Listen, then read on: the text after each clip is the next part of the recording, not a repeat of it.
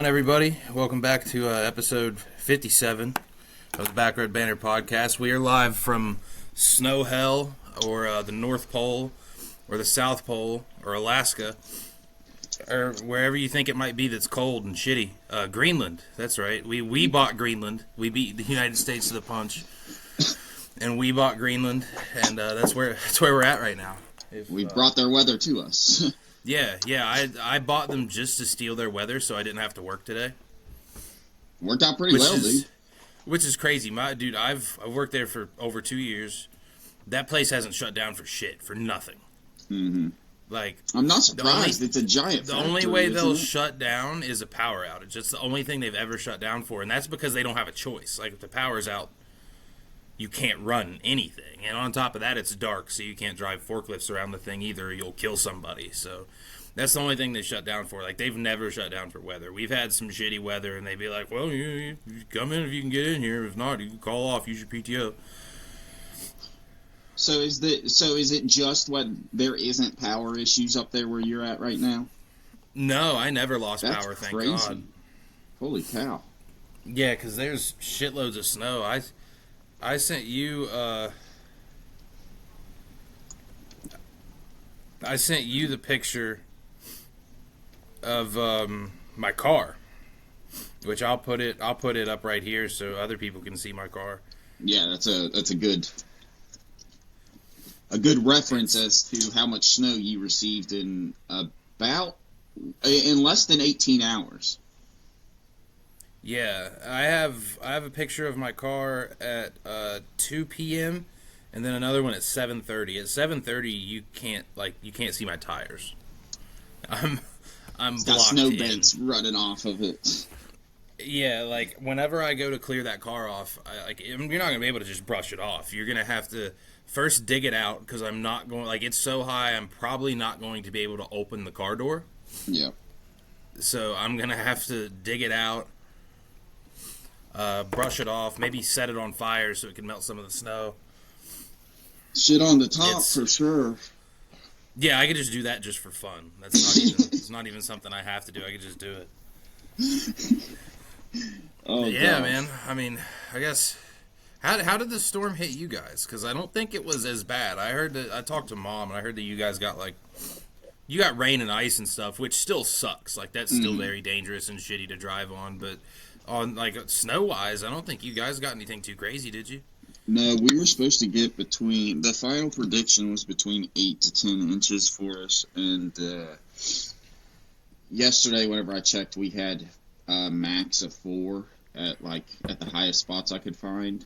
But it was primarily the ice, the amount of rain, and so what it was you guys, the temperatures that you're sitting at, I guess is what we should have been or what we were supposed to be at. But we caught a little warm pocket of air, which, obviously melted that snow for a portion of time and turned it into the sleet. But so ours is mainly the weight of stuff. There's a lot of trees down, my mom says, and there's a lot of things just from the weight of the ice on it. But there's more snow. It's worse out right now than what it was yesterday. We got more snow tonight, and it's still snowing right now than what it was. It's pretty crazy. Yeah, the roads here are still busted, too. I'm getting all kinds of text messages from my people at work about how... Yeah, one guy, he just texted us, just as a courtesy. He said, if you all don't have to drive today, then don't. I'm stuck waiting for some assistance. I had to take my girlfriend to work today at the hospital. Roads are horrible. The roads are horrible in the city, and I don't know how bad it is everywhere else, but everything, it's bad. Yeah. Holy so cow. he's stuck on the side of the road somewhere. Yeah. They only canceled day shift today. They're like, yeah, night shift can come into work, and then they shut down the bus routes for the day. So I'm like, nope, night shift cannot come into work. The city of Pittsburgh has declared it a state of emergency. A bunch of the surrounding areas declared it a state of emergency yesterday. So, ain't nobody going anywhere. That company needs to not worry about their bottom line for once. And yeah, one day of operations isn't actually hurting anything. especially Yeah, and when like, more than half the country is also affected by this. yeah, everybody's gonna call off anyway. Like, I was texting my buddy at work yesterday, and this was before they canceled our workday, and we were talking like, dude, if they don't cancel work, like, I'm still not going in. Like, they don't pay me enough to risk my life, and even if not my life, then my car. Like, they don't pay me getting the car towed and getting the car repaired money. You know what I mean? I'd much rather miss a day of work than have to pull my car out of a ditch and get it repaired. 100%. 100%, dude. That is the biggest thing with being an adult is, it's one of the best things about being an adult is the only person that really takes your life serious is you. So, work doesn't give a the way the surveyors always said it, because I guess a lot of surveyors, right, because they never cancel surveying in winter, the way that Chris and everybody would always say it, or talk about it, is if you don't feel comfortable being it, don't drive in it, don't come into work, don't be here. For the simple fact of, if they find out that you die, next Monday they'll have an interview for somebody else. So, Yeah. it doesn't actually affect, and so, especially now that this is the first time that I've actually, through adulthood, had any storm that's been bad, and this isn't even bad. This for up us, here. This is the worst. This is the worst storm that I've seen since whenever we got snowed in elementary school forever. Yeah. Missed Well, like that's 3 weeks what of this school. was supposed to be. Yeah, that's what I was expecting this to be, and I don't know. I'm gonna be honest. I'm a little upset because I'm gonna have to work and go to Charleston tomorrow, and I don't want to drive to Charleston. Oh yeah, that sucks. Yeah, terrible. But Like, going to work's one thing, but all the way to Charleston, the hell with that, dude. yeah, gonna be atrocious. But yeah, the weather itself, it wasn't as bad as what I thought it would be. Now, what was unfortunate was I cleaned off our cars yesterday from the snow, and then it rained, and then it sleeted, and now it all froze. So we just have a sheet of ice over our cars plus snow now. So Yeah, your car's just glazed. yep, I am. I'm not gonna make that joke, but I like that reference. My car is glazed, indeed. I heard it on the news this morning, and I chuckled. I was like, Dude, that's a great phrase for ice, for something being iced over. Yeah. Like, oh, very simplistic, but that makes sense. Oh, well. Shoot. I guess aside from this storm, dude, how did your last week transpire? What all did you get into? I forget what day we recorded last week, but it was probably Monday. I think it was a week ago today. That would seem about right. Yeah, and we rarely, because of my schedule, we don't ever get to do it on the same day of the week 2 weeks in a row. But thankfully, we got snowed in. Snowed out. Yeah, I said snowed out, but you're right. Snowed in is the proper term. Yeah, I guess it depends on what location you're talking about. If you're talking about home, you got snowed in. If you're talking about work, you got snowed out. Yeah, oh, fuck. Well, yeah, we'll get into that later. Yeah, this last week, dude, I think it was really just catch up. I think I did more stuff for myself personally than I did in terms of like making real progress at work or anything. It was actually one of the slower weeks at work that I've had since starting there. So nothing really exciting, just regular dad, family, husband stuff. And then this weekend, though, Friday, we got to go down after work was over and celebrate with Eugene. It was Eugene's 60th birthday. And so I made up I did that drawing of Eugene or whatever, of him drinking the Jack Daniels bottle. And I had it turned into stickers, so I got a sticker up there. But made everybody stickers, printed out the poem that I had made that talking about for him. Eugene? Yeah, him tailgating. And so I printed it out and cut them out for everybody. Regina read them to everybody. We got temporary tattoos made of him, of the sticker that I drew of him. So we all put on awesome. temporary tattoos of him. And it was really cool. We all just got to celebrate him. His daughter Morgan made a Jeopardy game that was all about Eugene's life. So the family just broke into 3 groups and played Jeopardy about Eugene, which was just pretty cool, it was just a great weekend. We just got to celebrate him, and well, I guess it was only for a day because of the storm, but it was just nice overall. I don't know. Me personally, I hope my 60th birthday is something similar to that if I make it to it, because I know, good food, family, friends, and a lot of laughs in between, dude. That's hell yeah. Just can't really beat it. Yeah.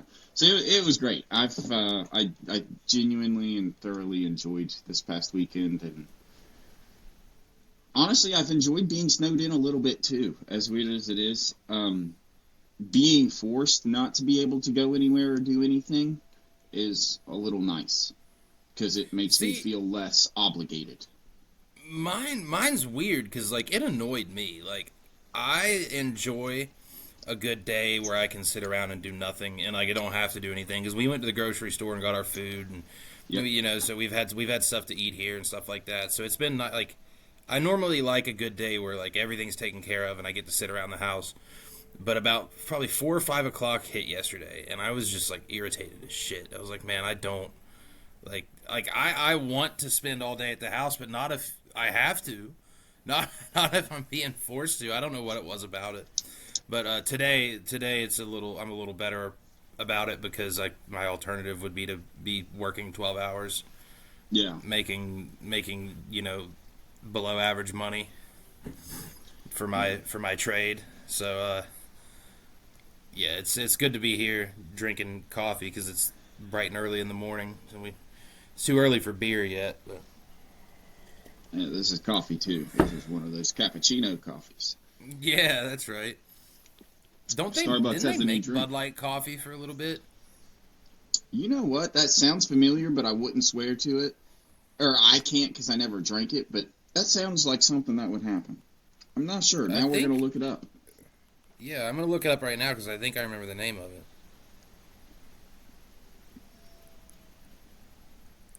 Pabst Blue Ribbon does.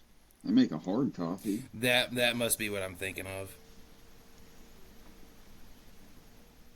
Also, this is random, just kind of has to do with last week or the week before. You remember whenever I sent you that picture of Godzilla's 99 can PBR? Yeah. I found out, you said, I think they've done something like that before. It wasn't them. I think it was Miller. And they did a 73 long pack for like a baseball player or something. So that's an oddly specific number. Yeah, but so is 99. But I guess 73. Yeah, I'm gonna look it up. 73. Maybe I'm off on the number, because that is weird. Now that I'm typing it, I feel like it'd be a weird looking package. You would just have one sitting loose. No, it's real. Wade Boggs, 73. Huh. That's why. Wade Boggs was gifted a 73 pack of beer at Fanatics Fest by That's Miller. Awesome. Okay, so that's what. I guess maybe it was. Also, they made it. Did they make it like just for him? You couldn't buy it. See, I want to say yeah, but regular dudes are carrying them in and had him sign it. Oh, okay. I gotta look up and see what this looks like. I gotta be honest, I like going up more than I like going along, just because that's going to be annoying to try to walk around with. Yeah. 73 cans. cans. It's crazy. Yeah, that's a shitload of beer. It's a lot of beer. I don't know why, but that just popped in my head. I started thinking about it last week sometime whenever we were just... Oh, no, it was whenever I was editing the podcast, and I was like, man, I know what Wyatt's talking about. I've seen another big pack of beer, too. I just couldn't think of what it was. And then, yeah, so that makes sense. Sorry, random interruption there. That'd be good for like a party that you had a lot of people at. That just you gotta hope they all like the same beer, I guess. But. Oh yeah, and that's really hard to. If you get more than like 5 people in a group, that's hard to get a beer that everybody will drink. Yeah, I feel like it's easy for us because I feel like we'll just drink beer. You know what I mean?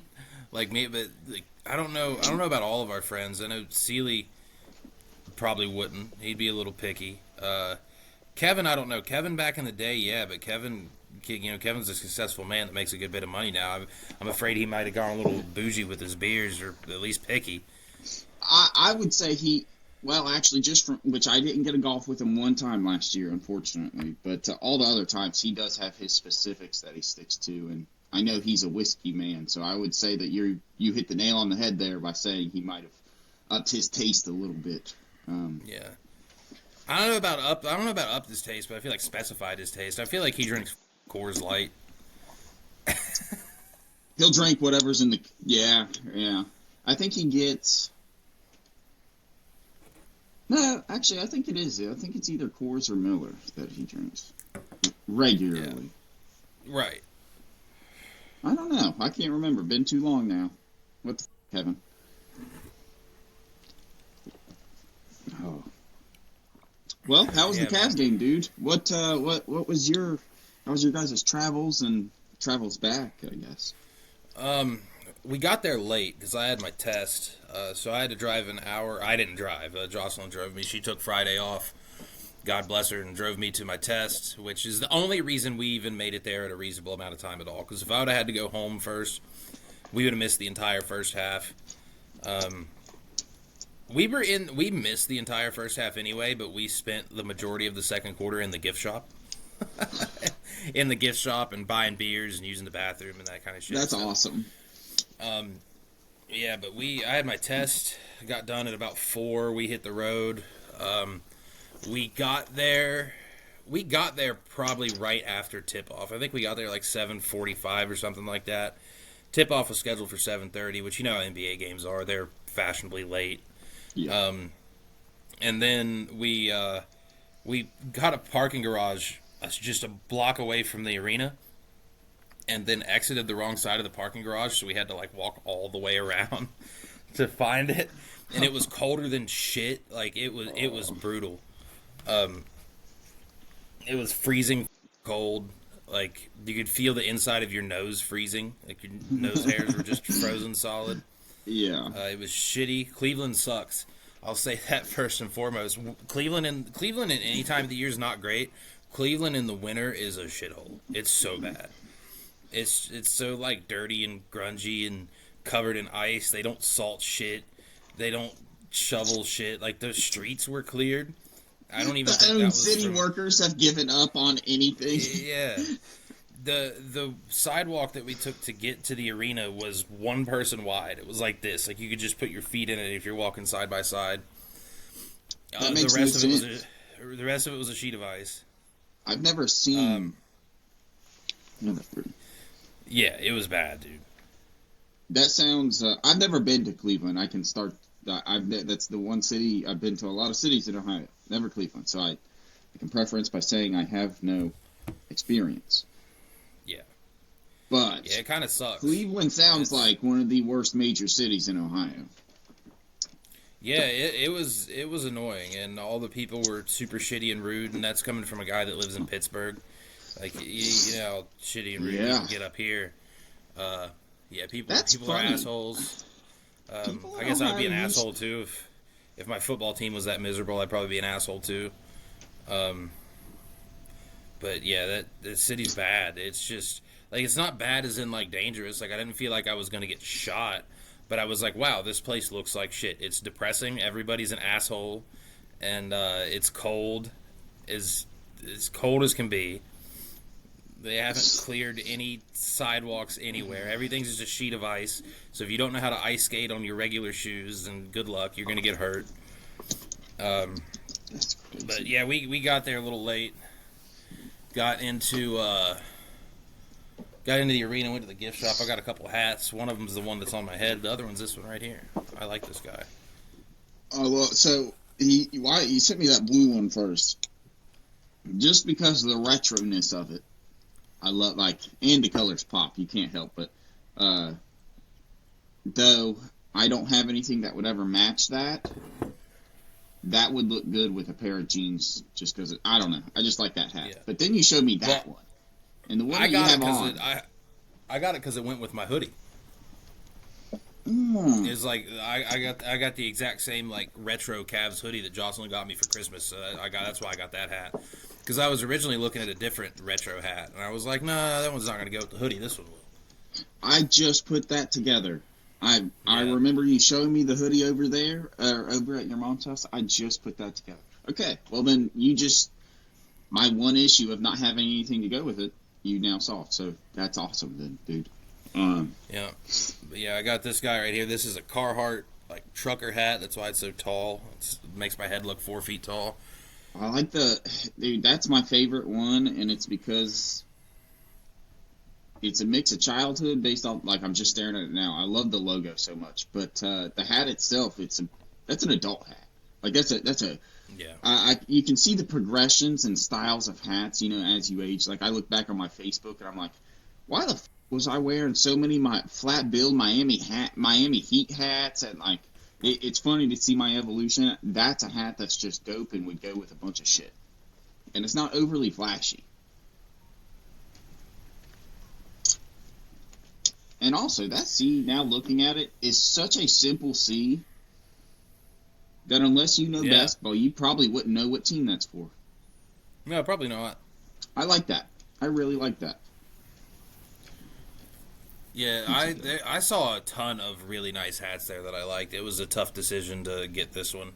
Actually, I don't think it was a tough decision to get this one. It was a tough decision to pick. Like, I originally didn't go in there for two, but I was like, damn, I like both of these. I'm gonna have to get two of them. I didn't get anything else though, other than a beer that cost me almost $20. So, yeah.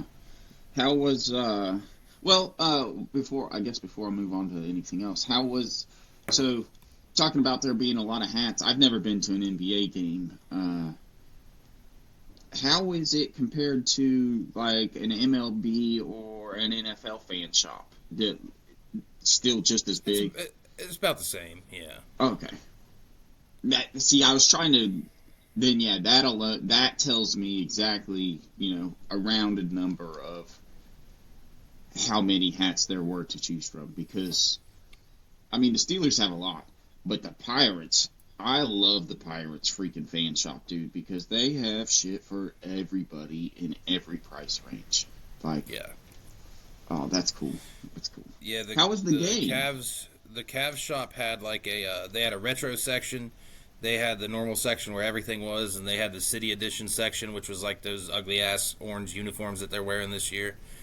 And then upstairs they had the youth and the women's stuff and the hockey team stuff. They have a minor league hockey team up there, so that stuff was also in the store. The game itself was all right. Like, I mean, it was good. Like, it was pretty exciting. It was back and forth. The Cavs won, which was awesome.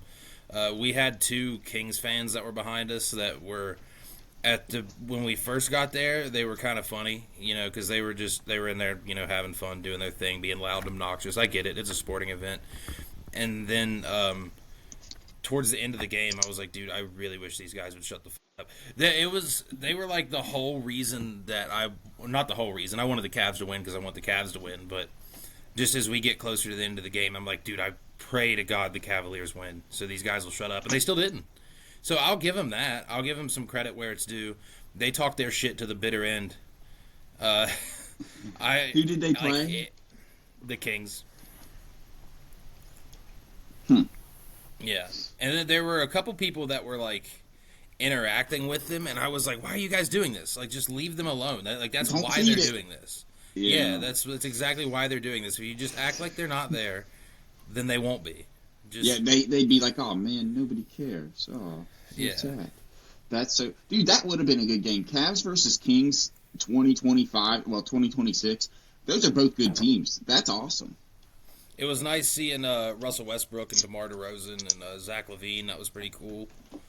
Yeah, that's awesome.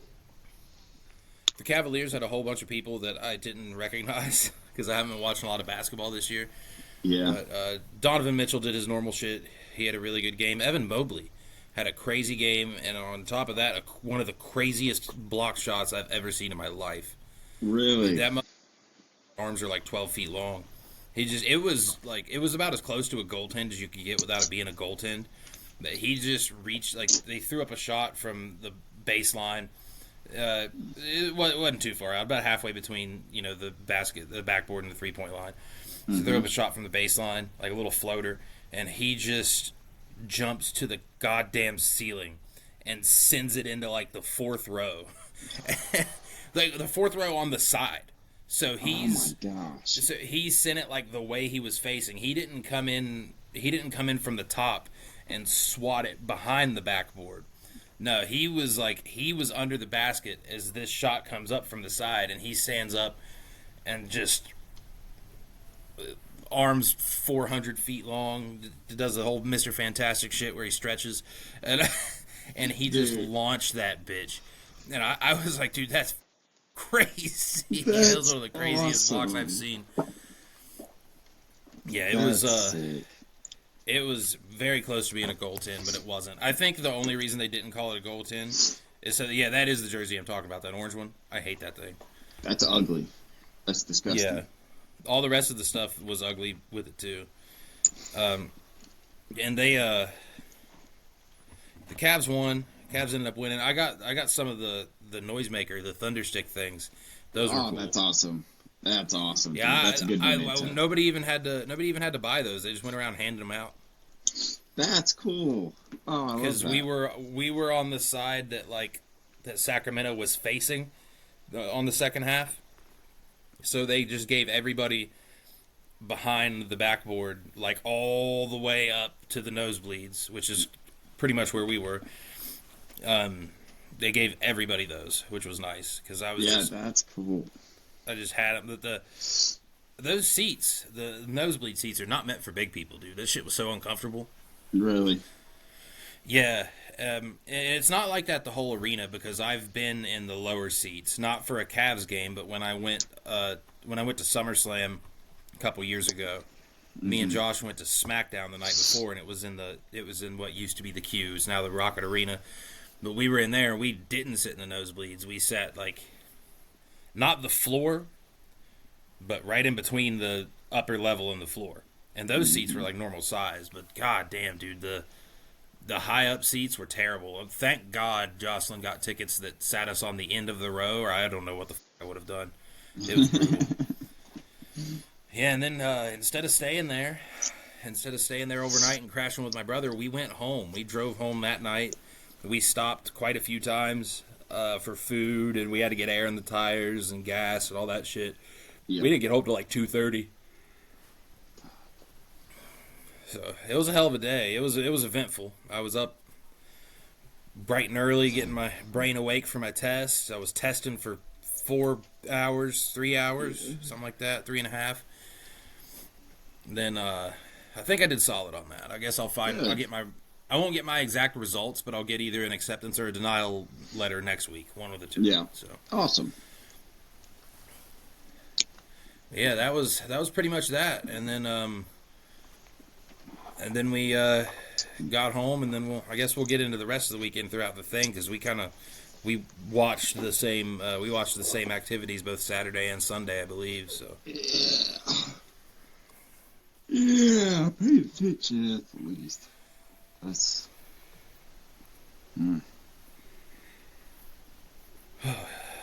yeah, man. Yep. That was a good pause break. I was just thinking for a second. Well, that's good that you feel good about your test too. That's a good way to start the weekend. I also got to think too, it's not just an if you do good thing. It's just you have to do better. You have to do good compared to everybody. You don't have to do if everybody sucked, then the people who suck the least are still gonna get in. Yeah. Yeah. Which I guess it's not even a thing to get in. You still have to do interviews. So, you have to do the test. You have to do the interview process. Then you get in. But I'm not worried about an interview. Yeah. I know what I'm doing. In terms of some machinery, obviously not the stuff that I'm going to be trying to do. But I'm a good worker. I'm a level-headed dude. I can go some of the things I can tell them the truth on. Aside from that, I can tell them what they want to hear. But I don't see any reason. I'm more worried about the test. I don't see any reason why an interview wouldn't go my way. No, You it's know what fucking I mean? running Like, equipment. That shit's. yeah, They all you want have somebody to, that's competent and that they can trust. And all you have to that's do is not be a dickhead. Yeah. exactly, the competency comes with the test, and the trust comes with the interviews. They get a real taste Mm-hmm. for the person you are, and then obviously getting into work. But no, I have absolutely no. I'm not worried for you at all, dude. I think it'll be a No. piece of cake. Yeah, I'm waiting on the test results, but I think I'm fine with those two. Yeah, they're doing. They got a lot of work coming up, so that's what I've been hearing. Is they got a lot of work coming up. They're trying to get people in. They're trying to get Yeah. people in so much that they're having two like admittance periods this year, which they normally do not do. They normally do it at once every year, but like if I don't get in, I could try again in the fall. But Oh yeah, I'd nice. really like to. I'd really like to get in. I got some debts that I need to conquer, and I need to start conquering them soon before they conquer me. Yeah, that's how I feel. That's Yeah, I'm feeling pretty good about that. What else happened this weekend? I think that was about it. Just test and basketball. yeah, then just randomness events. I'm assuming what you did at home. Yeah, Yeah. Well, yeah. All I did at home was really just storm prep, and all that we did yeah, is go to the grocery store. yeah. I We will were say just. one. I will say one thing, dude. Those people that go to the grocery store and they buy shit like they're never going to get to go to the grocery store again. Yeah. They don't realize one the amount of money you're spending to prepare for something that like this turns out to Just be yeah, unnecessary. It's just a unnecessary. couple days. It's just a couple days. Yeah, it's not like you're gonna. It's not like you got to lock yourself in the, in the Armageddon bunker. Like you don't need to Yeah. prepare for the apocalypse. You don't need to you don't need to buy 40 gallons of milk. I saw a video of some guy no shit about like 30 gallons of milk. I'm like, dude, I hope you die. Like for real. I can't wait because 27 of those are going to spoil. Mm-hmm. So, Unless you got a big ass freezer. which I guess right now you can just sit them outside, but Yeah, that's true. Like I see that kind of shit. Like it just pisses me off because like why do you? It's a storm. Like yeah, it is a bad storm. It's supposed to be a bad storm, but it's 2 days. That's it. Like Saturday, it didn't start snowing until like middle of the night. I don't think like 3 a.m. Mhm. And then we woke up and there was a shitload of snow, so there was no going anywhere Sunday. You can go places today. You probably shouldn't unless you absolutely have to. But yeah, that's how it is here. yeah, Unless you're it's driving like a mile, right. Which, But yeah, speaking of, people are doomsday prepping for the 36 to 48 hours. I do find it funny. Your mom is at work today, I'm assuming. Really? Yeah, her car's not out there, and I know the rest of town is shut down, so I know she's just like, well, might as well try. That's so funny. Yeah, it's not like she's got to risk life and limb to get there. No. If she tried hard enough, she could probably throw a baseball to that shop. So That would be so fun to try to do, because with enough tries, we definitely could get it there. At least from your yard. Like, yeah, from the yard, definitely. yeah. From the yard, we could probably strategically place it to where it ended up rolling pretty close to the front door. Yeah. But I think we could get the right in after a couple throws, realize how much we needed to put on it to where it would just bounce and roll right to the door. That's funny. Gosh. Well, we can get into what we have. What do I have? I just have the random list that we could talk about as of right now. What we both watched was Saturday, right? UFC. Yes. The first UFC on. Is that what it? Three? See, I never remember the numbers. 324. Yeah. I never remember the numbers. And before this is how. That's literally like just the number of fight or the number of like UFC events, right? Like it's the 324th. Yeah. Okay. I thought it was that, but I also wanted to make sure. First one on Paramount, dude. I'm just gonna talk about that. Paramount's awesome. Thank you for doing that. Yeah, and I never thought I'd say this, but thank Dana White as well for, Yeah. allowing this to happen. I saw people, somebody asked him like the post fight presser about the like people about they were bitching about how there were so many ads, and he was like, well, it's $8.99. Like these guys got to get paid somehow. Yeah. That's what I told Jocelyn too, because she was like, why are there so many ad breaks? And then first to say, I guess they're not they weren't like poorly placed. Like it's not like they were interrupting the fight to show you advertisements. You know what I mean? Like, which is cool. But she was like, "There's so many ad breaks." I was like, "Yeah, these ad breaks are why we didn't have to pay $70 to watch this thing.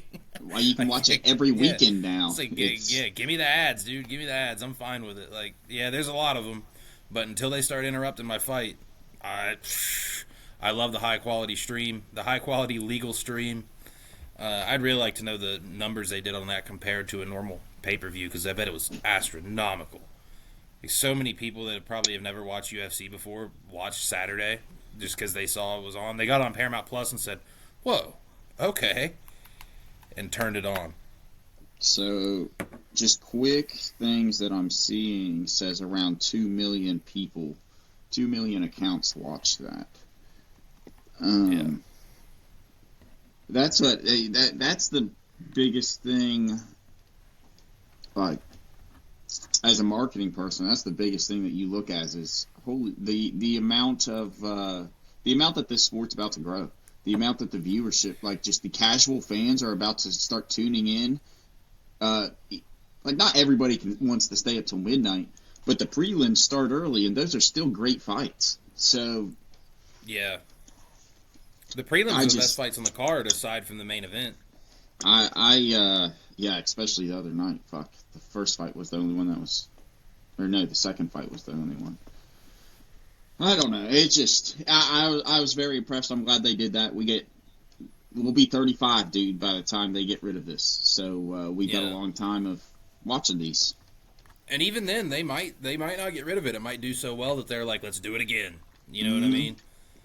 I mean, if they're willing to pay him, I think it's like an $8 billion deal.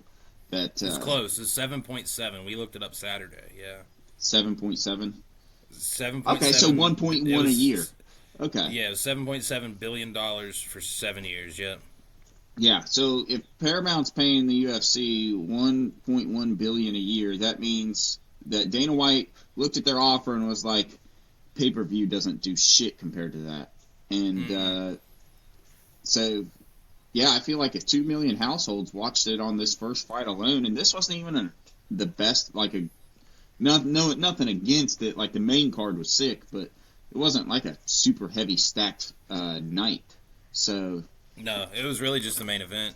Yeah, that people were looking forward to, which I guess we'll get to that in a minute. But yeah, the prelims were sick. Except for the second one, where that dude it was the second one, I believe. I forget his name already, so he didn't do a good enough job captivating me. But that guy that cut the Hulk Hogan / Macho Man promo at the end of it, I was like, what is this guy doing, bro? And then at the end of it, he said, oh yeah, by the way, Brittany Griner's a man. I was like, what did she do to you? That was just pulling out a random arrow he forgot he had and shooting into the dark. And it was just the first thing that popped into his head. But I'm really curious what the second was. Because I bet that was like his failsafe, dude. He was like, well, if people didn't like the rest of this, they're going to love this shit. They'll love this. Which is really funny because if this was pay-per-view, yes. But now that you're on regular streaming platforms, buddy, that's actually not the way to get fans necessarily, you know. Like, I find it funny, but even me finding it funny, I think that it was dumb and unnecessary. And like, it was a little bit uncalled for. Yeah, it's like I don't like that. I don't like Brittany Griner, but like, you just fought somebody. Why are you talking? I don't know. It was too out of place, I guess. And you know what's funny is I told Jocelyn when that happened, I was like, man, I guarantee you that there's some Paramount exec watching this that was just like, dude, what the fuck? This early and it's already starting. Second fight and there's already somebody saying some shit. Sean Strickland's not even on the card and somebody's saying some bullshit. Yeah, and he's coming up too, which is funny. And then you had what did you think whenever the dude jumped on the guy's back and jumped off of it? Oh man. That was Dude, I laughed, but I thought it was so disrespectful. I would have been so pissed off. That's what sucks about being a UFC fighter is if you're getting whooped and somebody does something that's just disrespectful as shit. Like, yeah, you can be mad, but what are you going to do about it? You're already getting your ass kicked. Like, it's not like you can get up and kick this guy's ass. Yeah, he was literally in a fetal position on his knees, protecting himself. I just, And you know what's funny is after that, you saw him, like, I believe it was this fight, you saw him, like, the buzzer hit, and he was going and, like, apologizing to the dude that he was fighting. And then Joe Rogan asked him, like, what he was apologizing to him for, and he didn't answer the question twice. I didn't hear. I was not even paying attention to that. The guy didn't speak English, so it was, like, his translator or whatever. Oh, okay. His interpreter was out there, and he was asking him, he was like, yeah, we saw you apologizing after that fight. What were you apologizing about? And the guy's answer was basically just like, all glory to God. I have a lot of respect for this guy. It was a real honor being here fighting him, this, that, and the other. And then Joe was like, okay, well, what were you apologizing for? Well, this is an awesome fight. This is like a monumental night here in UFC. We're here on Paramount Plus. The whole world's watching. It was great. It was a real honor to fight this guy. I'm like, dude, he just danced around. Completely avoided it. Twice. Yeah. Joe was just like, all right, well, nice fight. That shit was funny as hell. Dude, I do want to say one thing that I did notice commentating that Paramount needs to change. During the girls' fight, they let Joe Rogan ask her 2 questions, and obviously with the translator, she got to respond and everything. And then did you see her? She turned back around. She said, one more thing. She wanted to say something, and he said, I'm sorry, I can't. This girl just fought. It doesn't matter if it was for 2 seconds or whatnot. You can't give her the time of day and, the privilege to say whatever it is that she wants to. She's worked her entire life to make it to these moments. I got so mad at that because then you turn around and then I get it. It's main card, but you let Patty speak for as long as he wants on the main card at the end. Like, if you have time for advertisements and you have time for these random just waiting in between and listening to the commentary, we got the extra time for 30 seconds to let the winner talk, Yeah. Yeah, maybe Dana was in his ear like, no, that fight sucked. She didn't get to say shit. That fight did suck. Which is awful. Which is awful because I thought that fight was going to be red hot, dude. Like, I thought that fight was going to be good. It was not. It was not at all. I agree. I told Faith, I was looking at the card. I was like, Faith, just wait. I was like, the girls' fight will be the one. Like, girls never disappoint usually in the UFC because they get so rare. And especially with that being the only female event on the main card, I was like, for sure. And it ended up just being dance practice for 10 minutes. Like, yeah, especially with Rose in it. Like, I really thought, like, that's why I thought that fight was going to be good. I was like, dude, she's about to just pummel this lady, which she didn't. But yeah, it was a bunch of, they even talked about, the commentators talked about it during the fight. It was just real feint heavy. Like, all they did was pump fake. Like, the whole fight, they just, like, it really was. Just Rose was trying literally to fake each other out. she was just hip shifting the whole time, like not trying to let her know which way she was gonna go. And then they'd switch stance, and she'd go southpaw and do the exact same thing, and just hip twist. And like, dude, that is so funny. That actually frustrated me because after like 2.5 minutes, I was like, "What is Rose doing? She's just wearing herself down. Like it looked like she was doing a Latin dance. It was just off, dude." And then the Chinese girl was fully pump faking her punches, though. Like Rose wasn't doing her punches the whole time. I think she was Brazilian. I think is what she was. Oh, okay, Brazilian. Okay, yeah, I believe so. No, I've never heard of her. I'm not too well versed in the women's fight game, other than like former champions. Mm-hmm. I'm not as well versed as I used to be a few years ago. Like back in college, whenever me and Celie would watch, when we would illegally stream every UFC event that took place. But I mean, she was higher ranked. I believe she was the favorite, like betting line wise. So she's good. But yeah, I just wasn't well aware of her. I don't guess she had never lost a fight in the UFC. Like she'd lost professional fights before, but never a UFC one. She got the win, I guess. But yeah, it was brutal. It could have went either way. I was like, damn. Like, when is this gonna be over? I like Rose, but there was something about that girl when watching the introduction and then just watching her come out. I was rooting for. I guess I was rooting against Rose, but at the end of the fight, I could have seen it going either way because it was a whole bunch of like nothing on both sides. The only thing that could have pushed that girl over was that third round. Like the biggest disappointment fight that I saw that night was Derek Lewis. The Derek Lewis fight. Bro, he looked like shit. He looked you so could tell bad. His age.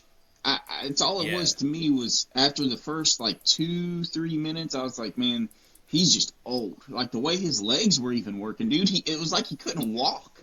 He couldn't run his legs weren't working. That's what it was. Yeah. He didn't know what stationary. Just stationary. So every once in a while, it was. Yeah, it was depressing. I was sitting here waiting for somebody to throw a bomb and kill the other one, and I was hoping it was going to be Lewis. Yeah, man, it might be about time for him to hang it up. I don't know if it was like a bad camp, if he didn't come in as conditioned as he should have, or what. But it was depressing to see. Like he was barely moving. He like when he went down, he didn't even get knocked down. He fell down and then just like gave up. Yeah, well, I think it's because he's tired. I was just addressing it to his age, but age does matter, but it doesn't really matter whenever you're that much of a professional. I didn't take into his preparation, but you're right. Like camp has everything to do with it. Whether it's 6 months or 3 months or 9 months, however long it is, I don't know. I just I didn't realize that he was even on the card. I was so excited whenever I found that out, whenever they announced it, but I was also just disappointed because there was no giant haymakers or big power punches like you expect to see. Yeah, that's what you watch the heavyweights for. You know what I mean? Mm-hmm. Just absolute nukes, and there weren't any. Then the O'Malley and Yadong fight wasn't the worst thing ever, but like I was hoping it would be a little better. It reminded me of it. I like that fight a lot. I'm sorry to interrupt you. I really like that. Good. I really like that O'Malley fight. I just didn't think. I mean, it definitely wasn't worth no co-main event. You know what I mean? No. But it was, in my opinion, in terms of, I think it was the second best fight of the main card, or of the main card. Yeah. What would have been considered pay-per-view, I guess. Right. Whatever it is. But I don't know if I wanted Sean to win because I love him, but I don't know if he should have. I don't know. I could see like it was just I don't know. It was just like the girls' fight. It could have went either way because they both. The only thing that frustrated me, I'm thinking back on it now, was they both at the end, the last like 30 seconds, multiple times were like, let's stay in the center. And as soon as one of them threw a punch, they would back out. And then they'd get back in, and the other would be like, yeah, stay in the center. And then they'd take a punch, and then they'd back out. And I watched the Yodong dude do it twice, and I was like, man, Faith, this is it. They're just going to stay. But they didn't. They were very smart about it, not wanting to get knocked out, but I was wanting them to just kill each other. Yeah. But fortunately, we did get to see people kill each other in the main event. That shit was nuts. That shit was bananas. I saw some people, the internet nerds complaining about how it wasn't good. And I'm like, dude, you're high on crack. Like, technically speaking, it might not have been the best fight. Like, if you're a coach, yeah, you might not have liked it. They don't put that shit on TV for coaches, bro. That's they don't put that shit on TV for coaches. They put that they didn't put that in the main event, so coaches would be like, well, this is a very technically sound fight. No, they put it there to see two meatheads go to war, and they did. God damn it, they did. They did, dude. The end of that fight. By the time it got to the end, you know who was going to win. As long as Gaethje didn't get knocked out. Yep. I think I texted you going into that last round. I was like, if this goes to decision, Gaethje's winning. Yep. But he's gassed. So I don't. I think I said I don't know how either of these two guys are going to make it to the end. Yep. They both did. They looked. It's really funny. They looked very different at the end of the fight. Which is funny because that's what it showed me more than anything was genuinely how tough Justin Gaethje's skin has to be. Yeah. I don't. What's that guy made out of, dude? I don't know what he's doing or what he's taking, but that guy is an animal, and we should clothe him. It was just incredible to see. I had to go USA. That's what I was telling Faith, but I love Patty, so I wouldn't have been upset either way. All props to Patty for not dying, for not getting knocked out, for not giving up. Dude, so many people would have just given up and just taken a couple punches to get for it to be ended. That guy, I don't know. I saw somebody saying how terrible a main card it was because Patty didn't deserve to be there, and he's just been he's just been pretty much podium boosted throughout his career, and I don't agree that at all. I agree that he didn't deserve to win. Justin, that was a great fight by him, but I thought Patty put on a great battle. Oh my god, dude, tough as nails. I saw people saying that too. And look at his record. What was he going into that fight? 21-3, right? Yeah, undefeated in the UFC since for however long. I don't know. I think it was a good amount of fights though. And another thing too that people don't some people don't look at is while it also matters how good of a fighter you are, it also matters how much of a draw you are, how marketable of a fighter you are. And if you got a guy that gets that kind of reactions out of people, who is 21-3 going into the fight or whatever he is, you put him on the main. You put him in the main event, dude. Just because people are going to watch. Everybody likes him. That's what everybody watched the fight for. Yeah, I was a little indifferent about him going into the fight. I didn't have I wasn't one of the people that said, "Oh, he doesn't deserve to be there." Yeah.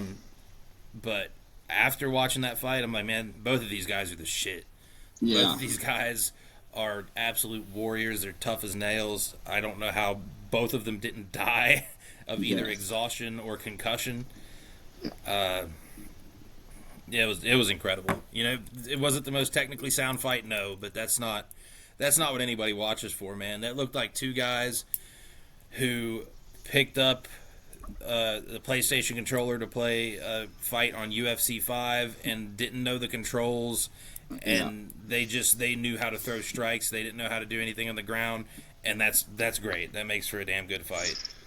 Oh, and it did, dude. And one of my favorite things about the entire thing was at the end, and you saw it at the end of most of the fights, and it's what I told Faith. I was like, it shows how brutal of a sport this is, but that it is just a sport, and they don't, for the most part, you get your bad bloods, but they view each other as human.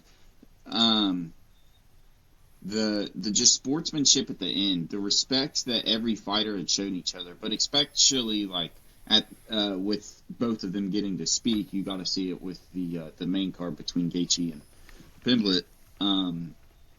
Just full respect for each other, and absolute respect, understanding where each of them were at, not mad about what went on. Just they had to try to kill each other, and now that they don't have to. They humanized each other after literally victimizing each other for so many months. It's something cool that you don't see enough in sports because you never get to really see the ending of battles. But in the UFC, you never know, and especially with the age difference and what's going on, I don't know. It's just a different kind of atmosphere, and I really enjoy seeing it. I'm glad people aren't all assholes. I guess that's just it. Like. Yeah, it's very rare for me to see people fight and then be cool, and that's how most UFC fighters are. They're like, dude, thank goodness this is over. I'm sorry, I just had to do this to you. I did not want to do this to you, but glad it's over. Yeah, that was a damn good fight. There's been some times where you've seen guys like the fight's over and the guys aren't cool. The first one that comes to mind is Khabib McGregor. That was one of the biggest fights of all time. It wasn't one of the best fights of all time, but it was going into it was huge. My gripe with that whole thing is it seemed so manufactured. Yeah. Like I remember watching that and I was like, this is some WWE shit, dude. What are these guys doing? Like McGregor throwing shit at the bus, and then the fight ends and Khabib jumps the cage and goes and starts fighting the entire team. Yeah, I'm like, dude, this is some of the most manufactured shit I've ever seen in my life. And if it wasn't, then shame on me. But yeah, this card did not seem like that, and most cards don't seem like that. That card was just like they were trying to get as much traction going into that as they could. I mean, that was a big turning point for UFC. I guess was right there. But shit, so was Saturday. I mean, what did I tell you? Like if you imagine being somebody that's never seen UFC before, and then you turn on for the first time, and then this is the main event you see. Like you're watching again next time. Yeah, I'm excited. Yeah, you can watch it after a lot of those fights. It's just after really getting to see that main card, you understand what that sport can do and what it brings. So it's that's the draw there. Yeah, I'm super excited. That was awesome. I'm excited for the next one. There's another one Saturday. 325 Saturday. They're in Australia. Ooh, Australia. That'll be a cool one. I don't know who's fighting, but that'll be cool. I saw it the other night. I have to look up the card for that. You look it up. We're going to take a quick break. I got a pee.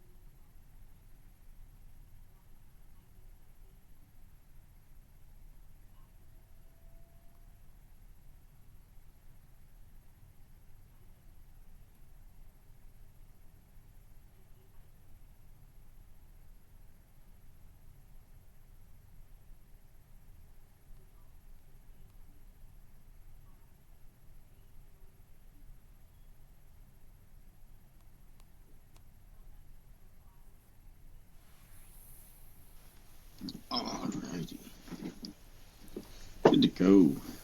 You know the craziest thing about that UFC 325 card It starts at 9 p.m. Like 9 p.m. our time, and it's in Australia.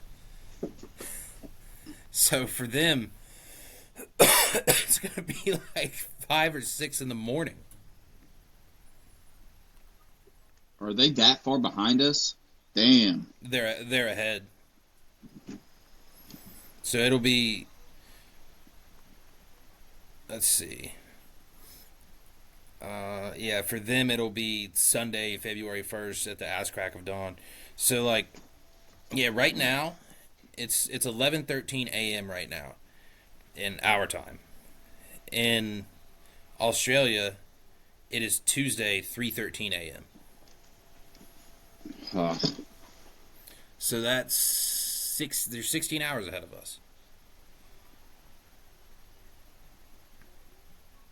So well, no, it'll be midday for them because it starts at 9 o'clock for us. It'll be that's Sunday early around. for some fights though. Yeah, It'll but be, I guess it'll be also Sunday it'll be Sunday at 1 p.m. for them. makes good for getting back early though. You know, if you're having to leave after, Yeah, to head right. back. But dang, And it also makes good for like if you plan on going to get hammered afterwards. Like that's or gamble. that's like what they I know. like about early sports, man. Like I love a good, that's what NFL does right is the 1 o'clock games because you can watch your football game. Like if you go to the football game, you can watch it and then you can just leave and go to one of the bars near the stadium, hang out, and then you can still get home at a very reasonable time, like 5 or 6 o'clock in the evening. Yeah. Oh, I want to, man. Yeah, I need to make it to some games this year. Yeah, I need to as well. We've got so much shit that we want to do. It kind of sucks because like we're both, if I get this job, and she's gonna get her job, she's already got it. She's just got to graduate nursing school. Yeah. But like we get our jobs, we're gonna be sitting pretty good financially, and we've already made so many plans, and it's like man, like we will be making good money, but we're not gonna have the money to do all of them, and we're Yeah. also definitely not gonna have the time to do all of them because we're gonna be busy as shit. Yeah. Like both of us are going to be the busiest we've ever been in our entire lives. Yeah. Yeah, So- and tired. and tired. And tired, yeah. Yeah. I'm very excited for this next year. I'm excited. But I'm definitely trying to get minimum this year. I'm trying to get to a hockey game, whether it is this season or the beginning of next season, because the season starts in like October. So I'm trying to get to a hockey game for sure. Trying to get to. I'm definitely going to try to get to at least 2 Pirates games. That's not even a money thing so much as it is a time thing. Pirates aren't expensive. Yeah. And what I really, really, really want to get to is a good casino night. Like that's one thing that I'm excited about the new jobs for is I haven't been to the casino in 2 years, dude. I've been too afraid of blowing any or too much money. Yep.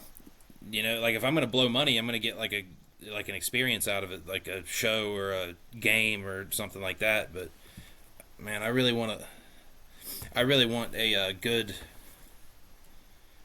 casino trip. Just Yeah. go in, like get like $500 cash out of the thing, whether I gamble all of it or not. Just even if I don't gamble all of it, just at least get drinks, food, and go to the casino in Washington and go bowling because I've been getting real big on bowling lately. I need to go again soon.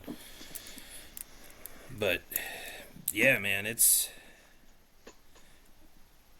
I'm pretty excited for the year. I think some big shit's gonna go down. In whatever time I do have for it to go down. Yep. But find the time somewhere.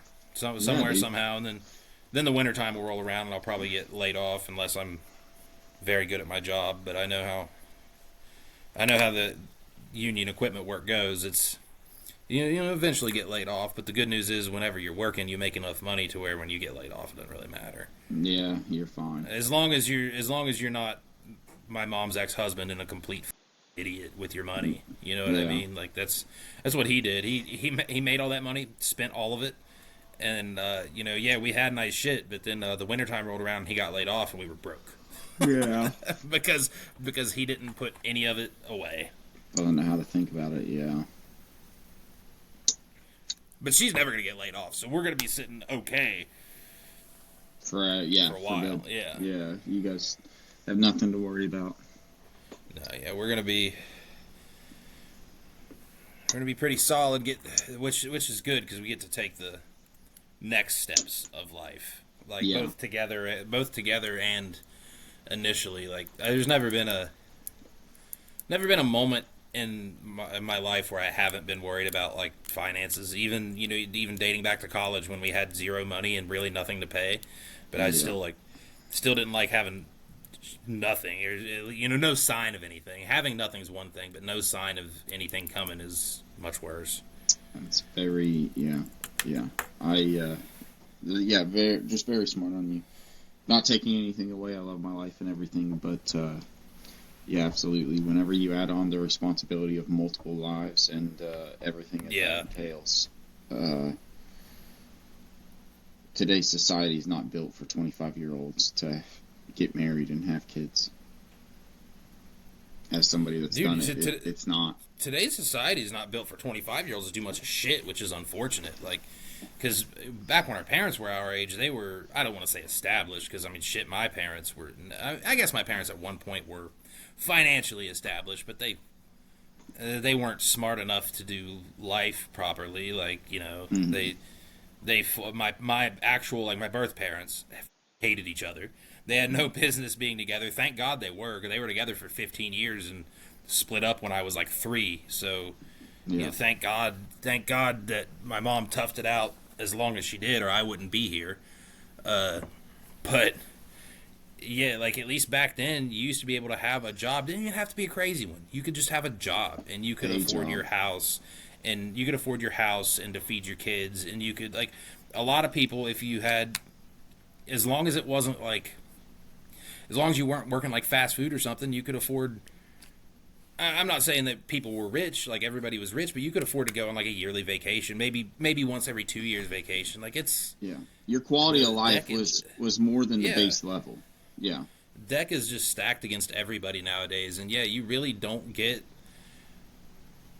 Like, most people really aren't in a solid spot until they're about 30. Yeah, it's just like your 20s nowadays are just. Or you don't have direction till you're 30 at the least. Even not being in a good spot, not necessarily, but at least you had direction by then. That's the right. Yeah. And nowadays, like, a degree means nothing. The only education that means something is secondary, like further education, like grad school. Yeah. That's the only education that means anything anymore.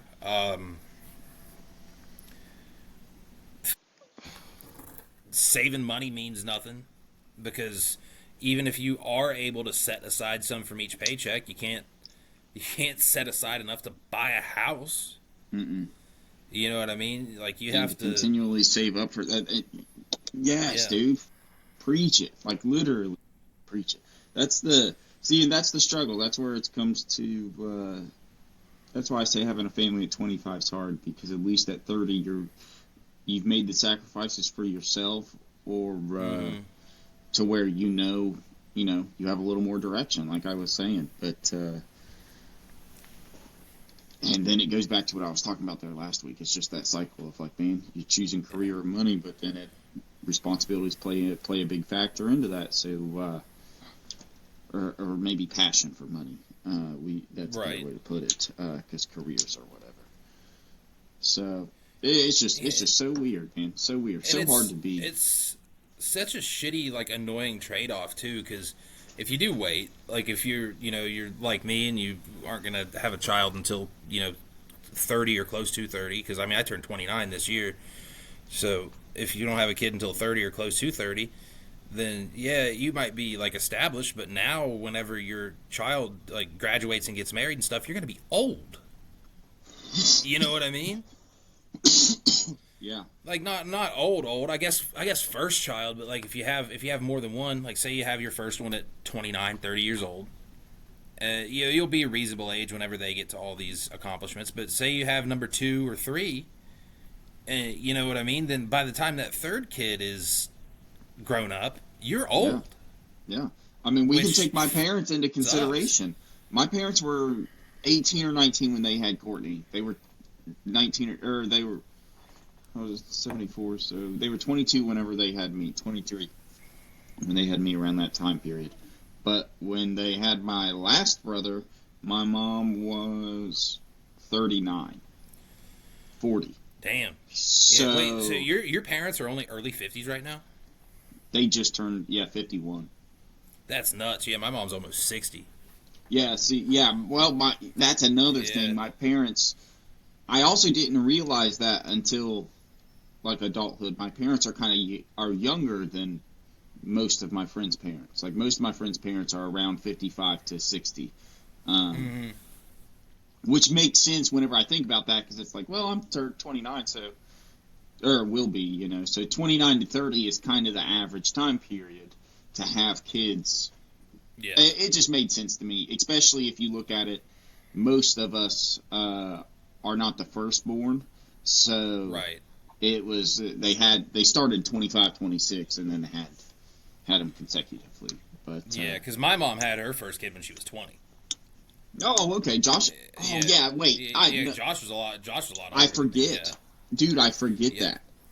Yeah, she had her first kid when she was 20, and then she had me 4 days before she turned 30. What makes me remember how old Josh is his apartment. It's whenever he used to live in the apartment down by the shop. And I just think about our age whenever we would randomly go down there to get something from him or Nick, or whenever you just had to check on something before baseball practice or something, Right. Yeah, I forget how much older he is, dude. Yeah. The good news about doing all this shit older now, though, is that people live longer now. As long as you, put forth some effort to take care of yourself and shit. Which, fortunately, I've been doing lately. I slacked on the past couple days of what the fuck else you can do when you're snowed in. That's still progression. And it's also... Yeah. There's a difference between... And that's the hardest thing. A lifestyle change isn't something that is necessarily everyday habitual. It's right, still, it takes a while to get there, yeah. It's your mindset, and let's just take it into consideration. Just the average person. The average person doesn't have the opportunity to either go to the gym or to focus on their diet every single day of the week. But the fact that you're still conscious about it, or the fact that anybody is conscious about it in the times that they're not, just shows that the change is still being made. It's just whenever it's able to be. And you're not going to, make yourself miserable because you know that it's not something that's going to stay forever. It's just you're snowed in right now, so you can't get out and do shit. Or, well, I have to eat what I have here because I don't have the option of going and getting something better, or, whatever it may be. It's like a situational basis sort of thing. But just the fact that you think about it and you talk about it, that's what me and my coworker talk about all the time. Like, if we're just conscious of what we're doing, then in my mind, we are making strides towards whatever it is that our goal is. Because actions are one thing, but it starts with thought processes. And it's easy to do something one day, or, one time, but to get into a habit of doing it, that's where you create that cycle in your mind of, having guilt when you don't do something. So that's where I see the change. Like, that's why I think I like it. I think it's cool. And I think it's a good test of willpower too, because it's real easy. It's really easy to slack in one day and then think, well, I did this yet. We knew people back whenever we were in college. I won't say his name, but we definitely knew somebody all the time that was always supposed to quit smoking so he could get a job, because he didn't go to college and he never had a job, and he just he spent his time bumming off of people and stealing people's shit and trading it for weed. But we remember so many times, at least I remember so many times, this guy saying, yeah, I'm supposed to be quitting for this job I got coming up, but I just smoked yesterday, so today's not going to hurt. It's real easy to do that same shit with health. So if, I can't fall into that trap of taking, which I don't think I will, but I can't fall into that trap of taking oh, well, I ate like shit all weekend, what's another day? Because then it just turns into another day, and another day, and another day, and then your progress is gone. Yep. Yeah. But And your diet's your biggest thing. The diet's the biggest thing because whenever it comes, like, let's say whenever it comes to working out, which you are very fortunate because you've got a gym close to you that's open at a wide variety of times, we could say. Yeah. But when you guys get busy, the likelihood of you going to the gym 5 days a week is very low to none. But by the time you guys both get super busy, your lifestyle will already be at such a consistent health basis that just your regular everyday activities plus your diet itself is going to be a good foundation to then start building your guys' true adult habits and health off of. Because with you both actually coming into your professions now, or professions that you see as being your end all, it makes sense that you haven't reached the end of your growing period. You still got one more, but you're starting it out really strong, and you're starting it out with a good foundation. So I love hearing about it. I love talking about it, and that's with anybody and anything. Yeah, I just love seeing progression and hearing about progression, but because that just tickles me. That gets me excited. It makes me want to do stuff for myself, and that's the best. Motivation for you is motivation for other people too. You never know. Yeah, dude, I got a good transition from this while still talking something about this, but it's going to transition to something else. So I'm going to talk about football. But before I go into the football aspect of football, did you see that commercial? Since we're talking about diets and health and stuff, did you see that commercial of that big fat dude that was like 500 pounds talking about basically just crying about people making fun of him for being fat? Did you see that? No. Dude, it was this big fat guy. I'm going to see. I got to find it on Twitter. See if you can find it and send it to me. I'm going to search we fat can guy cut commercial. it out. We can cut any of this bullshit out. Or BS out. Also, while you're searching that, I can just say, because if this gets cut out, it's whatever. Our conversation last week may have been a record. We had under 30 F words total. That's incredible. Yeah, that's what I said.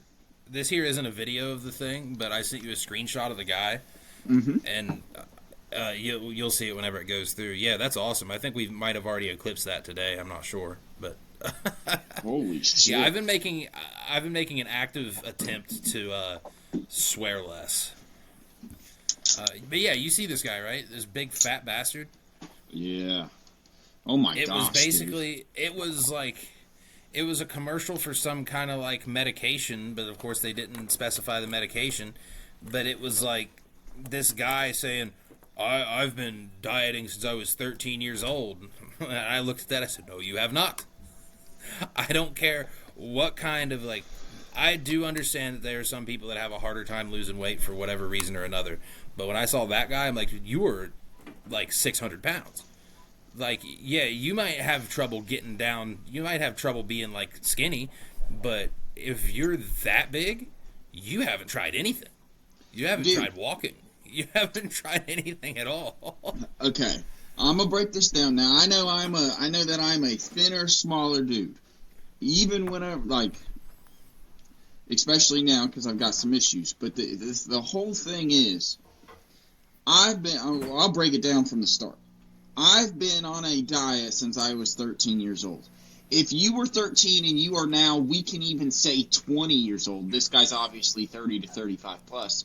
But 20 years old and you were 13, you were on a 7-year diet. That is not a diet. That is a lifestyle. You are on your lifestyle is this. When people use the term diet, that is an out for them because they see an end to something. It doesn't need to be a diet. It needs to be a lifestyle change. Oh my gosh. What's the definition of a diet to this guy? I'm screen recording the actual ad right now so I can send you the full thing. I can't stand this because here's the thing. If you're fat or if you're big or if you're small or if you're large or if you're small, short, tall, whatever it is, I don't give a. We are in an age to where, luckily, life's pretty easy for most of us. At least if you're in a first world country. Now, if you love yourself, that's all that matters. It doesn't matter if I hate you, if I make fun of you, if your mom does. If you love yourself, that should be all that matters.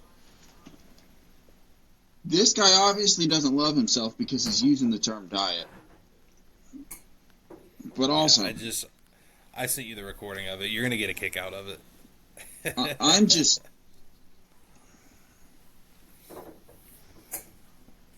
I hate the... Yeah, dude. I don't understand how you can...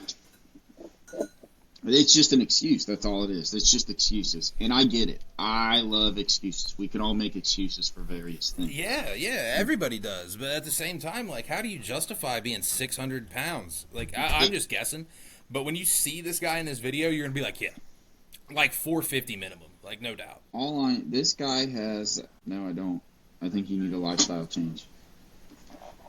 I think that if you're under 120 pounds over the weight of what you want to be, you need a diet and a lifestyle change.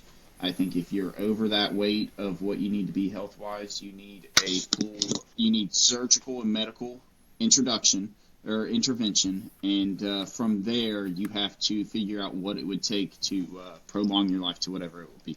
That guy won't live to be 38, let alone whatever he probably is. He's probably younger than us, which is upsetting. That's full excuse. I cannot stand that stuff.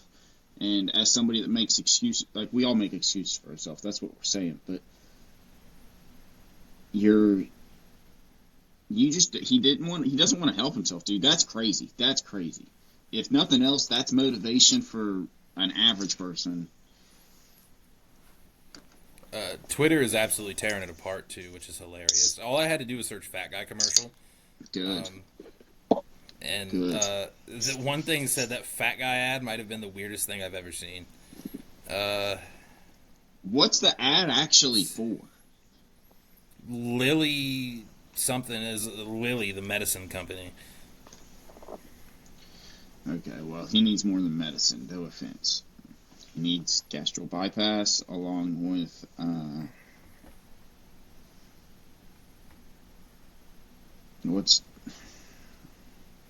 whatever one where they touch his stomach.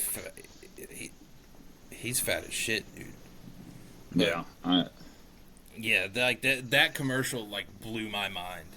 He said, "You think I want to hear about your workout routine?" Like, shit, you probably should. You should probably consider it. See, that's the freaking thing. Yeah, I've never seen reverse fat shaming, which is crazy. This guy's like, "Oh, you call me fat? I've tried to not be fat." Oh, that I've seen. Don't let my 500 pounds fool you. That's all my 500-pound life, and all those influencers that get on and all they do is complain about the size of airplane seats or the rides they can't ride at Disney World, and it's like, yeah, no shit, because they didn't realize that they would have to be making a fucking cart or a seat for the size of 3 humans. They thought it was a single person capacity. Also, it's just the simple fact of you don't need to take offense to you need to take offense, but you don't need to take it out on the 99.9% of the population that fit into the requirements that, are so awful and negative against you. It's like when I went to that Cavs game and sat in that tiny chair, you know what didn't cross my mind one time? Damn, I wish they'd made these seats bigger. No, I literally said, I was like, damn, I wish I would have lost a couple more pounds before coming here. That's really funny. And that's the difference between I never once was like, wow, I wish they made these for fat asses. Like, no, I just wish I wasn't as much of a fat ass. I'd fit in this thing a little better.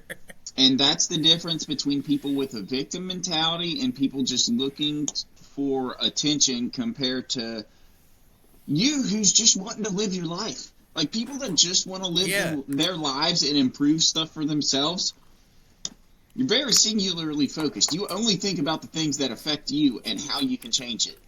You can't go in there and ask the Cavs to remove that seat and make it a little larger. But, it's just, I don't know. I hate that I understand. I understand the victim's mentality, and we all feel vulnerable and want to be, appreciated and understood. But that's taking it out of context and out of proportion. Yeah. In many ways. And being fat, like, that's a hard thing to be a victim for. Like, I've been big the majority of my life, with the exception of a couple years. I never once thought, like, damn, I can't believe somebody else did this to me. Like, nobody else ever did this to me. The only time that anybody else did this to me, like, it was my parents' fault when I was a fat 11 or 12-year-old. Mm-hmm. After that, it's my fault. Yeah. Especially when I get to 18 and up, then it's definitely my fault. Like, and even then, it was my fault earlier than that, because whenever I buckled down and tried, like, I lost a lot of weight before I turned 18. You know what I mean? That, like, the only time in my life that it was ever my fault is when I was a small child. And even then, it was a little bit my fault, just being lazy. But it was also, like, my parents not making me go outside and play. Yeah. But, like, I'm still not going to blame them. I'm definitely not going to blame them now. I'm damn near 30 years old, dude. It's my fault I'm fat. It's not anybody else's. Well, one, I don't think you're fat, so I think it's funny that you even consider yourself that. But that also comes from for me... No, you go ahead. You go ahead. Oh, sorry. Yeah, I'm just fortunate that I have a... what is Xfinity calling me for? I'm very fortunate that I have a big-ass head. I think that helped. Like, if I had a normal-sized person's head, or a normal-sized head, like, I think I would look a lot larger than I look now. Like, I'm pretty heavy. Like, I'm a lot heavier than I should be. Probably heavier now than I've ever been in life. I think maybe sophomore, junior year of college, I was definitely bigger. It was at least more unhealthy. Like, now I might be heavier, but I still, like, I'm on my feet all day. You know, I go to the gym and stuff. It's on you better. You wear it better. I might be heavier now. Yeah, I might be heavier now, but I can operate better now than I could then. Yeah. Yeah, that makes sense. I don't know. I just overall, I don't think that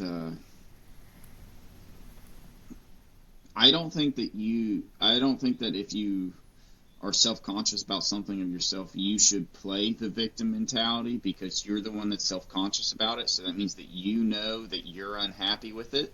You're just not doing the things to change it or to properly love yourself. And then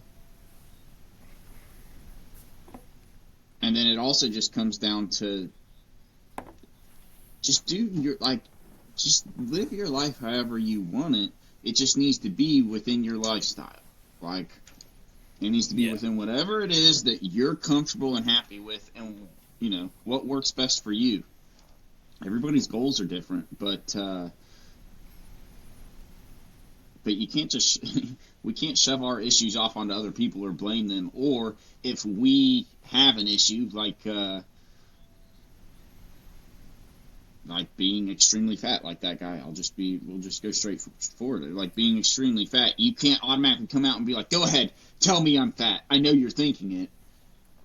Because, one, everybody can think it, but most of the population is also polite enough to still have a conversation with you. But the minute that you play the victim card, you're like, okay, that's your mentality? Okay, you buddy, you are fat. And on top of being fat, you have no... Yeah, now you are fat. Yeah. Then I'm going to turn in and I'm going to really go in on you. It just changes the whole dynamic of it, because I don't know. I don't want to be Normally, I wouldn't have negative. anything bad to say about this guy. And, like, if I had seen him in the street, I wouldn't have much bad to say about this guy. But since I saw him on this commercial, I will say that big fat bastard should be ashamed of himself for being so big and fat and doing that commercial. And that company should die. That's not a threat. I'm not saying anybody in the company should die, but that company should go under and should not operate anymore for putting this big fat bastard and blaming all of us for him being a big fat bastard. Yep. And it's so funny because I work with a guy that's probably right around that. His office chair is a lazy boy. It is. I'm not joking. That's awesome. Not a joke. Yeah, and it's not like a small one. It is one of the extremely large ones. Multiple times he has to take a break just to make it from his car to his office, morning and evening. It is unhealthy. But I have never seen him be vindictive or negative towards a person because of his life choices or his health habits or anything like that. And for that reason, I have never seen anybody be directly negative or like that towards him. When you're that big, and this is just an opinion. I don't know, but it's an assumption that when you get to be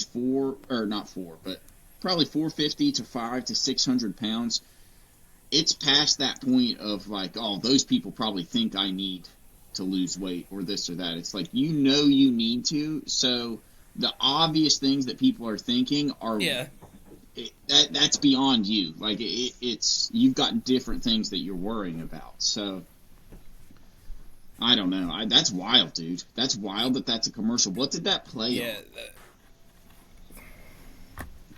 It was on the Broncos-Patriots game. Oh, shoot. It was during the Broncos and Patriots game. Yeah. That's not good. That's a couple million people. That guy was acting like people... Yeah, that guy was acting like people walk up to him on the street and they're just like, hey, buddy, you're fat as shit. How's it going? Nobody does that to people. Maybe some asshole little kids might, but, grown adults don't just go do that to people. No. Not a good chunk of them don't. I've never got that response in my life, and I've seen people that are bigger than me that have also never gotten that response in my life. Now, I did hear one guy at work, we had a delivery driver come in, and this guy's an asshole, and me and this other dude were on lunch, and this other dude's a big fella, and I heard the guy at the door, the delivery driver that was there, yell for him while we were on our lunch break, and he yelled, hey, fat ass. And I was like, dude, if I was you, I'd go over there and knock that guy the out. Yeah. I was like, you didn't do anything to him. You're just sitting here eating your lunch. Yeah, that's completely uncalled for. I said, just sit up there. I told him, I was like, just sit up there and let him be pissed off, that guy. Yeah, that's when... See, that's disrespect that's just so obvious and blatant, And uncalled for. Oh, yeah. This guy that chose to do a commercial, sorry, buddy, you deserve all the heat you get and more. Yeah. Yeah, and all that heat you produce from being such a big fat bastard. See, I'm gonna rip on this guy forever now because he's acting like it's my fault he's fat. Sorry, dude. It is, Planet dude. Fitness is cheap.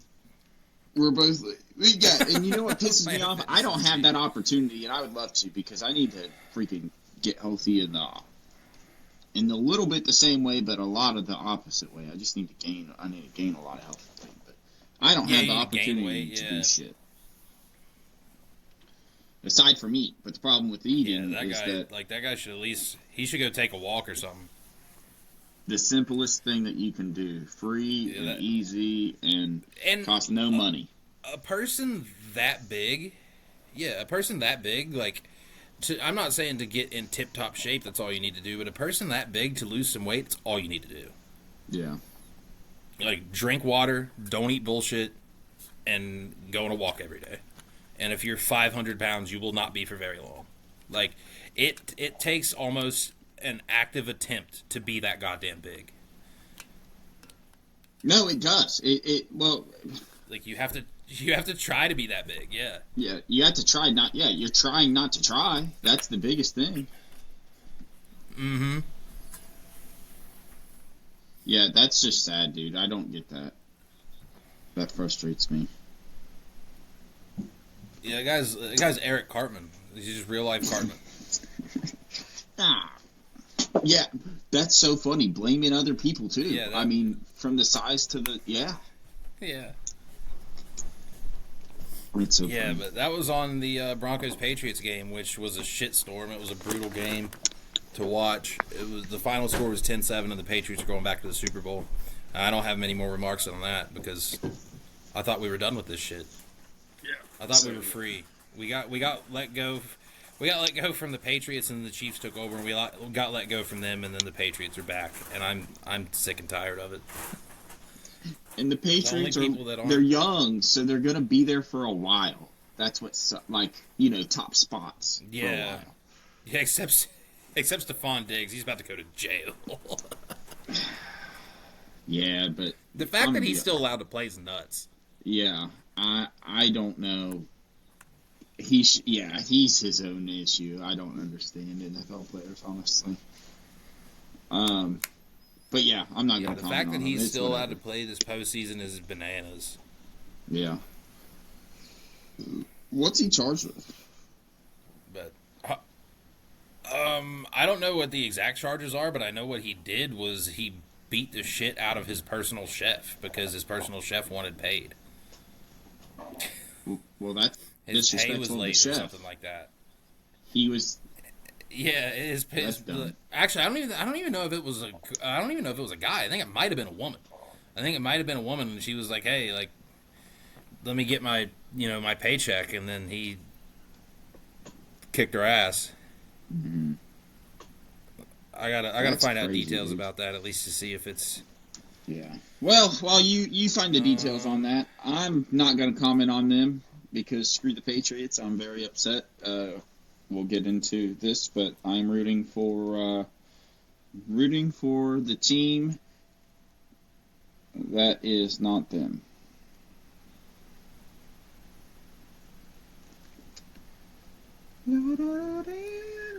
Let's see.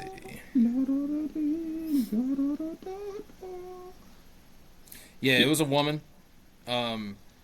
He slapped her and then tried to strangle her. What a bitch! During a financial dispute. So yeah, she wanted paid and he whooped her ass, and then now he's going to the Super Bowl. This was last month. Okay. I absolutely do not agree with this, but sidebar kind of joke, a little bit not a joke. It was a female chef. Was it his wife? Was this a domestic abuse? I don't believe so. Oh no, because he's with like Cardi B or whatever. Oh shit, he is. That's even funnier. I think if he whooped her ass, he might actually get in trouble. Yeah, if he whooped her ass, he might actually get in trouble because she's famous. So yeah, it's like she's probably more famous than him. So if he were to have beat her up, yeah, he wouldn't be playing in the Super Bowl. Also, if he beat her up, he might be in like his life might be in more than a 1% chance of danger. Like she's not she's not exactly the first by girl. Her. Yes, shoot him. She's not the first girl, the first rapper female rapper that I would certainly play with. She's a lot of things, and I believe crazy is one of them. So, yeah, no. Yeah, I agree with you. Yeah, that's probably why. It's probably why he beat up his chef. He's like, well, I can't beat up her. She's gonna kill me. The bill was only $300 for the chef. It was only a $300 bill. He was just really. He literally makes that in less than a minute. Less than a minute. That's really shitty. He'll like make that salary wise by the time he wakes up every day. Like he'll wake up, take his morning shit, and he's already made $300. He will. I really don't want them to win the Super Bowl now because I don't want. No, screw that. Yeah, but I do like their quarterback. I have been impressed with him. I do like Drake May. I have to give props to that guy. Drake May's good. I like him. And I think if Bo Nix didn't blow up his foot or his ankle or whatever it was, he would have destroyed him. Super Bowl right now. No, if they were that close with the backup, holy cow, would he not have blown them out? The good news is... The only reason they even scored a touchdown is because Jarrett Stidham fumbled, and they recovered it on, like, the 5. I didn't know that. Yeah, like, that was the only reason they even scored a touchdown. Yeah. I forgot that game was even going on. I didn't even know about it. I looked at the score, and it was already over. Well, after seeing... I think the Seahawks... It's so funny. Dude. Seahawks and Rams, right? Is that who the second game was? That game was nuts. Okay. Yeah. I didn't get to watch that game either. So how did that game go? Obviously know who won. I didn't watch it, but I kept track of the score the whole time. Oh, okay. Okay. Yeah, it was on Fox, so I didn't have it. Like, I don't have cable, and I'm not paying for Fox One because it's like $30. Yeah. Oh man. But it was entertaining to say the least. The Rams put up a little fight, but wasn't too little, too late. You know what I mean? Yeah. I'm thoroughly impressed with the Seahawks. I think that this might be a championship year for them. It better be. Because I don't want to see the Patriots do this to us again. I don't want to see the Patriots do this to the whole world again for another 2 decades. Because this guy's 23. Well, that's what's upsetting is Drake May. He's I know that it's going to happen. We know that he's going to win one for him. I just don't want it to be this year. Oh yeah, it's going to happen eventually. I just don't want it to be right now. Yeah. Yep. Like, give us a few years of something different first. Give us, man, I remember when the Bengals made it to the playoffs. Like, I don't like the Super Bowl. I don't like the Bengals because they're, like, our rival or whatever, but it was so refreshing to not see the Chiefs or the Patriots in the Super Bowl. It was so awesome. Yes. February 8th. Okay. We have 2 weeks until the Super Bowl. Yep. That's going to be pretty freaking cool. We might, it's going to be pretty cool, man. Okay. And I'm off for it, thank God. I don't have to work that day, so I'll be... I'd get to catch the game anyway because I get off at 7:30, so I'd get to catch most of it anyhow, but I get to, pregame and start drinking my beers at 3 o'clock and be pretty hammered by kickoff. Yeah, that's awesome. That's what's up. Well, I'm excited then. That'll be fun. Maybe we record there the day after, and let's just see what happens. Yeah. Yeah, football. Yeah, we definitely got to keep in mind of Super Bowl commercials. Dude, before we go on to something else, I meant to say this when we were talking about the UFC. Those commercials were good. Those commercials were hilarious. The UFC commercials, it was a bunch of the same ones over and over again, but the Bruce Buffer one was hilarious. Yeah. It's time to let you know that this call may be recorded for quality assurance purposes. Yeah.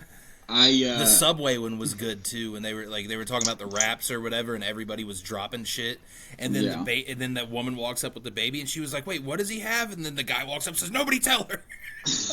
You can't. You can't. You just gotta appreciate those old Sports Center style things, dude. You can't. That's awesome. Yeah, those were Bud Light commercials, right? Yeah, they were, because the guy was like, "How'd you get off work today?" And he said, some guy said that he'd work for me for a case of Bud Light. Yeah, no, those commercials were good. Oh man, what's so funny is the UFC used to have their actual Sports Center ones. Like Chuck Liddell's was on a lot of them. I remember watching Chuck Liddell on Sports Center. At least 2 I know of, so I guess not a lot, but the amount of people they had do them, it's... That, man, those are so good. I forgot they even played those. I'm glad you mentioned that. I just have UFC wrote down. I didn't write anything specific. Yeah, those were funny as shit. Man, those are good. Yeah, and then the NFL gave us that fat guy. If I see that commercial during the Super Bowl, I'm gonna be pissed off. Somebody better pay a lot of money to get a commercial making fun of that guy. Get like a Planet Fitness commercial, where they're just gassing this big fat dude. I don't know how they're gonna do it, but they could do it. Yeah, I'm excited to get our numbers back. We ran a commercial last week during the Bears game, so we should get the numbers back this week. I want to see how many people saw that shit. Really? Yeah. Yeah, we got to choose between one NFL game And they came to me because I'm the one with sports, and I was like, I'm going to be honest. The LA game will be better, but there will be more viewers for the Bears game. And then they went back and talked to Yeah, it was the late one, yeah. the contract game, or the contract person. They're like, somebody already took the LA game. What do we want to do? And I said, get the Bears game. And so we got that. So I'm excited to see what it looks like, or how the numbers came. But yeah. Do you remember the old? You remember the old Texas Law Hawk commercials? Yes. Oh my! You and Nathan are the ones that found those, I think. I'm pretty sure it was you and Nathan that first found those. I think Nathan found them. I don't want to take. I don't want to take credit for it. I think Nathan found it, and I just helped distribute it to everybody. Or I almost also remember, like, we saw the guy on another commercial or on something related to a school video, and that's how the connection was made that he was also the Texas Law Hawk. Like, I feel like it wasn't just something he just like that, found a lawyer. I feel like he recognized the guy and was like, I've seen that guy before, and somehow it was, oh my gosh, dude, this is the coolest cover profile. It's just a hawk on fire, the Texas Law Hawk. That's awesome. Oh.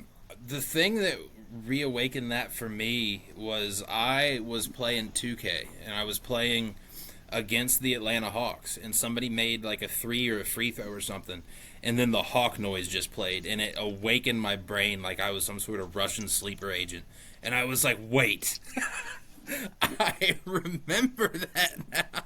Well, we're talking about it, but obviously don't have the videos to throw up with it. Everybody should go and look that up on YouTube, but if not, also just look up Brian E. Wilson, the Texas Law Hawk, because he's actually a real lawyer. He's open right now, closes at 8 p.m. Call if you need. But yeah, pretty crazy. Fort Worth, Texas. Guys, go and get yourself a lawyer. Holy shit. What a profile picture. His profile picture is funny as shit. You need to put that on Facebook. On Instagram, him sitting there holding the gun. It says, get the strap. Yeah. You need to put that up here on this episode. We need to have that in here. Oh my gosh. Yeah, save that. Oh my gosh. Dude, yeah, this guy's awesome. He's got like new commercials. He's still screaming too. That's awesome. Yeah, that guy kicks ass. Holy shit. I was on Facebook whenever I saw his profile picture. This has nothing to do with anything, but it'll transition to whatever we want to close up with. I believe that Gunnar Haley is about to have his third child, brother. Really? Congratulations, Gunnar. I'm very happy and proud of you, man. You are a rock star dad, and good luck with a girl. I was about to say, good luck, bro. Shit. The good news is you did it right, and the girl is. I'm surprised Dean doesn't already have his fourth on the way. He probably already has his fourth. He probably does. He just hasn't told anybody about it because he doesn't use his phone. He's like, sorry guys, I couldn't keep up with the amount of Facebook football season posts. ended, and he falls off the face there. Well, yeah. Well, when football season ends, it's pregnancy he season. He shut his phone off until September. Football season and pregnancy season. Those are Dean's two yearly. Those are his months. It's either football month or it's pregnancy month. He doesn't know which one. It's his only seasons out of the year. Yeah. He doesn't go by the 4-season schedule that we go by. That's so crazy. He's either watching football or has a pregnant girlfriend or pregnant wife. Are they married? I forget if they're married. I don't think they're married yet. I think they're engaged. I don't think they are. I think they're engaged. Yeah. Yeah. But yeah, he's just making kids like it was his job. I mean, to some people it is. Yeah, I think for him it is. Well, at this point, I if he think we would just talked about this before. How it was like it was perfect for him because his brain doesn't operate. He's just like he's like a golden retriever, so he's just looks at him as like, oh shit, yeah, hell yeah, more people to hang out with. I get to see more people. Yeah, we can get into whatever you wanted to next to close up shop here. We're about at 2 hours. We'll cut probably 4 or 5 minutes out of this with our last delay, and then the minute we took to watch the commercial. So yeah. yeah, but anything you got? I have no reviews, unfortunately, because I haven't been doing anything but playing games. Well, I have some things to talk about. Traveling places. Traveling to Greensburg, Pennsylvania, and Cleveland. So yeah, I have nothing to review, unfortunately. I'm gonna push the things to talk about to some later dates because they're just good conversational points, and two of them can be pushed to later.